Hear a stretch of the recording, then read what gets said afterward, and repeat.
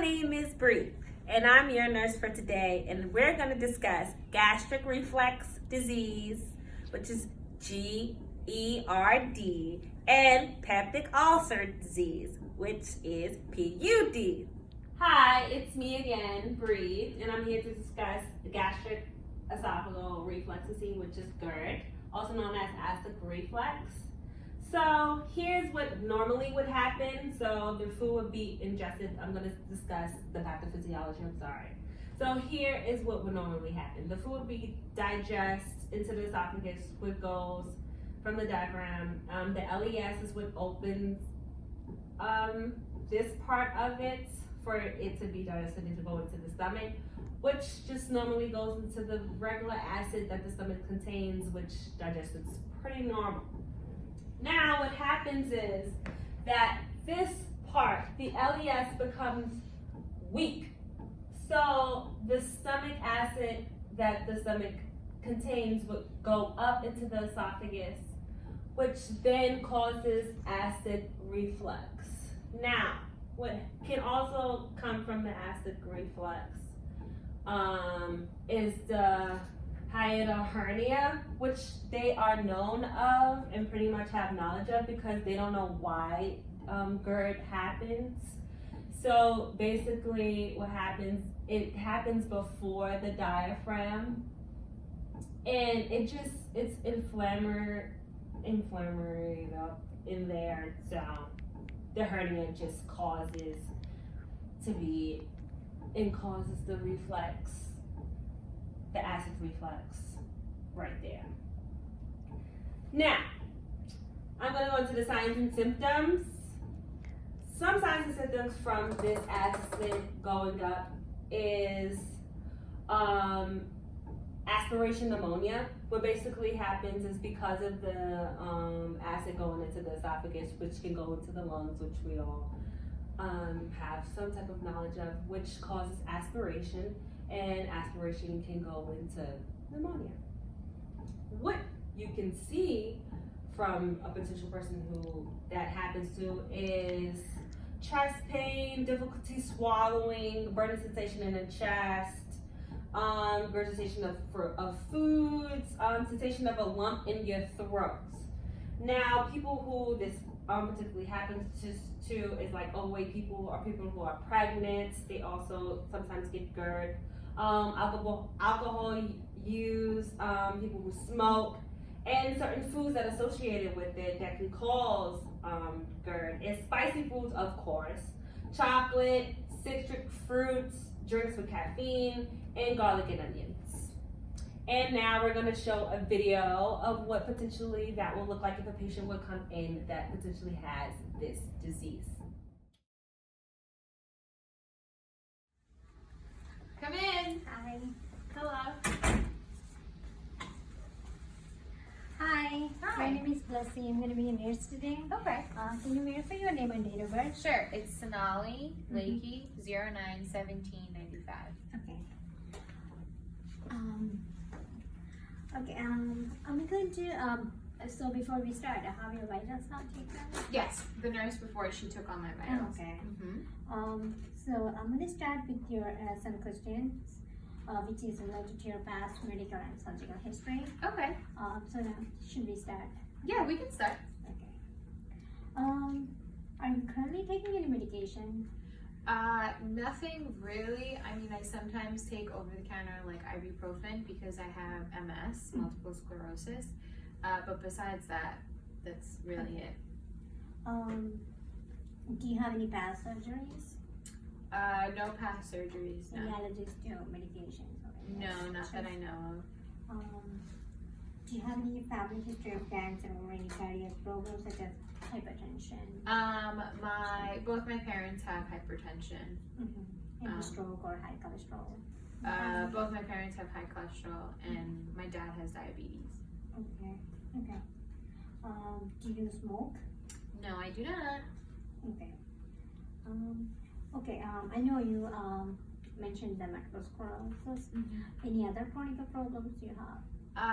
Not that I know of. Well, the reason why I'm here today was because I had pneumonia, but that's not a chronic medical problem. Okay. So Now, just explain me like what's the reason for you to come today? Why I'm here. So I had pneumonia 3 times in the past 3 months, so it's just been reoccurring. Okay. And my doctor had told me to come to you guys because he said it was aspiration pneumonia and that you guys would be able to help me. So he told me to come to the GI clinic. So Okay. that's why I'm here.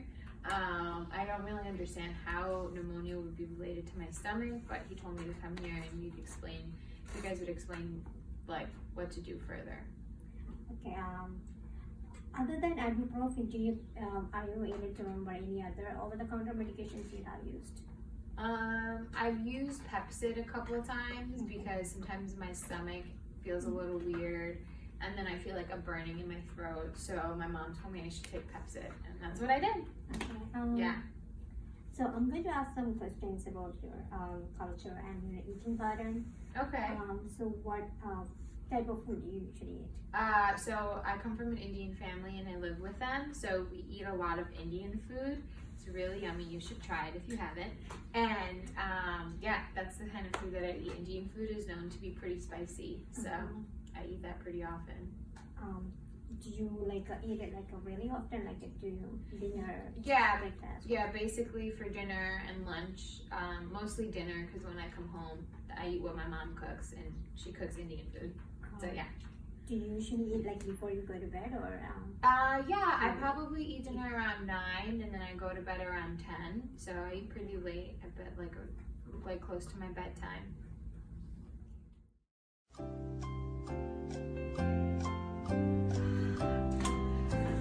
This doctor is taking so long.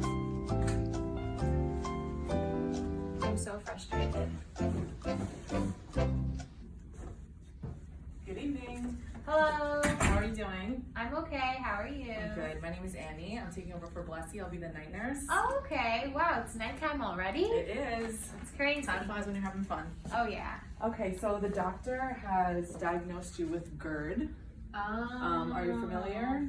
Is that the same thing as acid reflux? It is. It's an increase in the gastric acid secretions. Oh, wow. Okay. Okay. So you're going to be prescribed omeprazole, which is Okay. also known as Prilosec. Okay. There's some GI adverse effects. Okay. Standard nausea, diarrhea, vomiting. Okay. Some CNS effects, which are headache, dizziness, insomnia, What does CNS stand for? central nervous system. Got it. Okay. You're going to be taking 20 milligrams once a day for 8 weeks. 20 milligrams Mhm. once a day for 8 weeks. And will this be written down for me? Yes, Okay, for perfect. sure. So you'll be taking it in the morning. Okay. You'll swallow the pill whole. You Okay. can take it before breakfast. And yeah, do you have any other questions? I only take it before breakfast. I should only take it before breakfast. You can take it in the morning because some side effects are insomnia. So Okay. this way.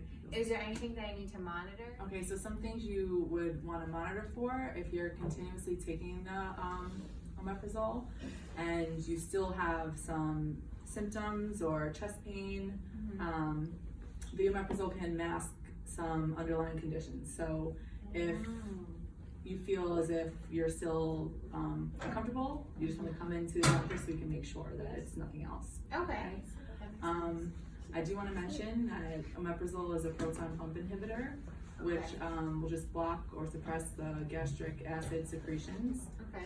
Some less common adverse effects are pruritus, alopecia. What's pruritus? Is that like itching? Yes, itching of the skin, okay. rash, Okay. or alopecia, Okay. which would be the Oh, I'm like balding. your I'm already hair is- balding. Your hair is So it's falling fine. out. So those are some things you want to look out for. But those, as I said, are less common. Mhm. You would also want to rest, take it easy, as omeprazole can cause a flare-up of your My MS. Oh, I hate that I have MS. Okay. So, some other medications we didn't mention in our scenario for GERD are proton pump inhibitors, which end in azole, histamine 2 antagonists, which end in idine, and antacids, which end in salt or carbonate. So, proton pump inhibitors block the first step of acid production. Some adverse effects are dizziness, headache, nausea, vomiting. Things to monitor for are calcium and magnesium levels, neurostatus, and to make sure that the medication is received whole because it is delayed release oral. And then with histamine 2 antagonists, they inhibit the actions of histamine and H2 receptor sites, and they have similar adverse effects as proton pump inhibitors. They have anti-androgenic effects such as gynecomastia, and they are given PO and paraenteral forms.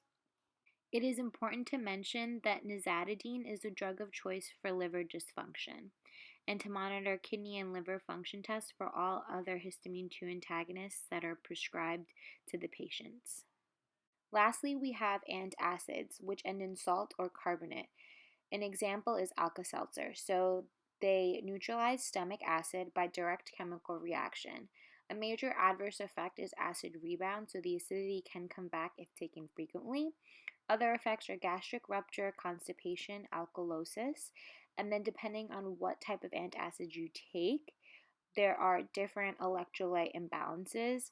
So it's important to monitor the electrolyte levels and the serum levels, and to also perform an abdominal exam, make sure there's no GI obstruction, and to have an acid-base status. Lastly, the antacids have to be taken separate from other drugs by 2 hours because antacids can affect the absorption. Hi guys, it's me again. I'm here to explain peptic ulcer disease. Now, I know you guys are wondering what is a peptic ulcer disease. Now, a peptic ulcer disease, I'm going to go into the pathophysiology of it. What is going on is that pepsin is an enzyme that's located inside of the stomach. That's where they get peptic from.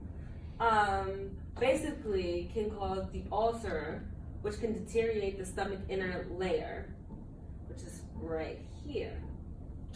And you can also get a peptic ulcer inside of the duodenum, right? Which is located at the beginning of the small intestines. So the pathophysiology of it is that it goes inside, it gets ingested, it goes into the stomach, it goes to the duodenum, then it goes down to the ileum, into the large intestine, which then goes into your body part. Poop it out. Great. Now, we're gonna go over here to what also can cause a peptic ulcer, which is H. pylori. H. pylori is a bacteria that gets ingested, same exact pathophysiology of it, and it also can be, it infects the stomach. So this H. pylori bacteria can deteriorate the stomach inner layer and go out into your cavity, which you do not want because that will kill your insides and that will potentially go into the signs and symptoms, which I will get to next, which is over here. Now, signs and symptoms that's for you to be aware of. It usually starts between meals or during the night. Now, it briefly stops if you eat or take any type of medication. It lasts for minutes to hours. It comes and goes for several days or weeks. And you normally would feel faint. You have burning in your stomach. You'll feel fullness and you'll be bloated. You have heartburn. You tend to throw up. You vomit a lot. You have like just a nausea feeling. You sometimes have trouble breathing. You can even have dark blood in your stool, which is very bad. And that can be black or terry, and then you can even have unexplained weight loss. So that is some of our common signs and symptoms of peptic ulcers. Now we're gonna go into a video where it goes into more depth of what you would see with someone who had potentially this disease. Can I come in? Yeah, come in. Hi. Hi.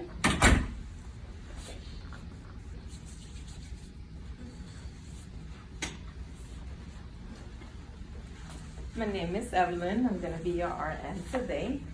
Can I just have your name and date of birth, please? Barbara, March 4th, 1932. Thank you. Okay, Barbara. How are you feeling today? Very bad. I see that. So I'm just gonna ask you a series of questions, okay, before we get to see actually what's going on with you, okay? Are you taking any meds? No, I just take ibuprofen. Ibuprofen. Okay, how long ago was that? Like 6 days ago. 6 days ago. Yeah. Oh, okay. So right now, on a scale from 0 to 10, what's your pain right now? Madam is 10. 10. Oh, okay, okay. Do you have any history of blood pressure in your family? No. Any history of diabetes? No. Okay. Do you smoke? Never. Okay. So what brings you to here today? My stomach. I went to Ghana. Oh, you went to Ghana. How long ago was that? Yeah, like 2 weeks ago. 2 weeks ago. Yeah. Okay. What did you do over there? I had my wedding. Oh, And, you know, people bring a lot of food and everything. And I'm so okay. What did They you? say I should eat ibuprofen. Okay. Drink ibuprofen and ice. I've been doing that, but it's not working. Have you been vomiting? Oh, no. Oh, it's okay. I understand.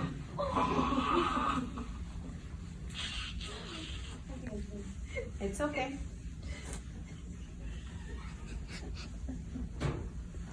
Feeling a little better? Little better. That's good. That's Can I good. have a tissue, please? Sure. Oh, Here you go. Here you go. Here you go. Okay. So what I'm gonna do is I'm just gonna take a sample of your vomit, okay? Okay? All right? You're welcome. We're gonna take a sample of your vomit. We're gonna let you know Okay. the results. All right? You need anything else? What else can I do to make you comfortable?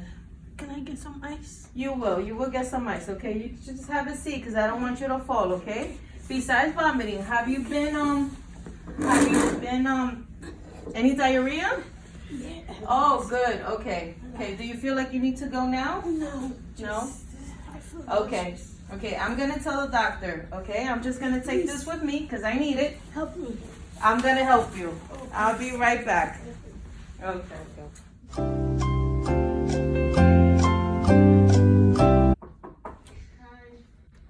Hi. Hello.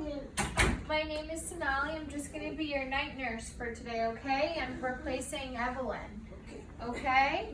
Can I just have your full name, date of birth? My name is Barbara. And your date of birth? 1932. Thank you. Okay, so I see in your chart here that you were having some stomach pain, some vomiting, some diarrhea, and you just got married. Congratulations. I'm sorry you're not feeling well.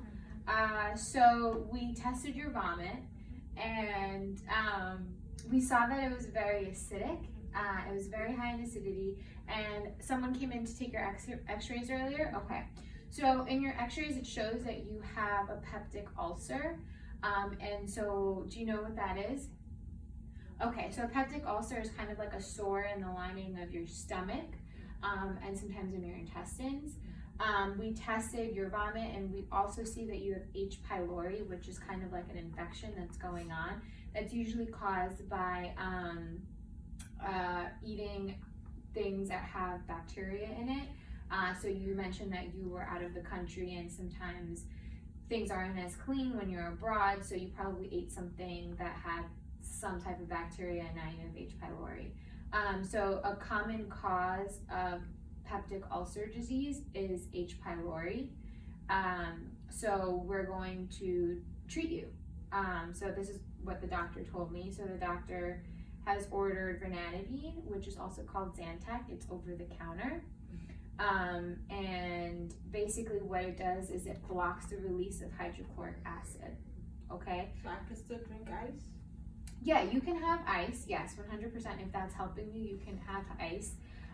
So some things, I just wanted to mention some things that you need to look out for are diarrhea or constipation. Either or can happen, but you already have diarrhea, so this might make your symptoms a little worse or better. Dizziness, headache, you might see hallucinations, and sometimes at rarity there's cardiac arrhythmias. So if you feel any of those symptoms, please call us. The hallucinations means that I can't go anywhere when I take the medication. I have to No, stay home. you can go. These are rare side effects. I'm just telling you, just in case you do see it, you do know the reason why, and that these are possible effects. This is kind of just me just teaching you because you have this disease and we're giving you this treatment. And so then things that you would need to monitor for before you leave, we do have to take a little bit more lab tests. So we're gonna take your blood, we're gonna check your kidneys and your liver function, because this medication can affect your kidney and liver. So we wanna make sure that it's working properly. This way you can have the medication, okay? Some PUD medications that we did not mention in our scenario are gastrointestinal protectant, and there's only one medication. It's called sucralfate, and a prostaglandin, which is known as Cytotec. So, sucralfate prevents further breakdown and promotes ulcer healing. It's usually used for active ulcers such as duodenal ulcers, oral ulcers, or esophageal ulcers.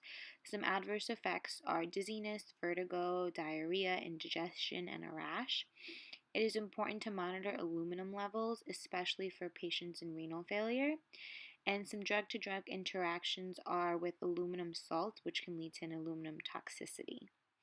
So then we have Cytotec, which protects the stomach lining, and it's mostly used to prevent ulcers that were induced by NSAIDs.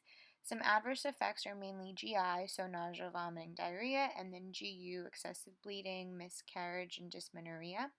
It is known as an abortifacient, which causes abortions, so it's very important to monitor pregnancy status, and women have to be notified verbally and in writing about the potential effect of the drug.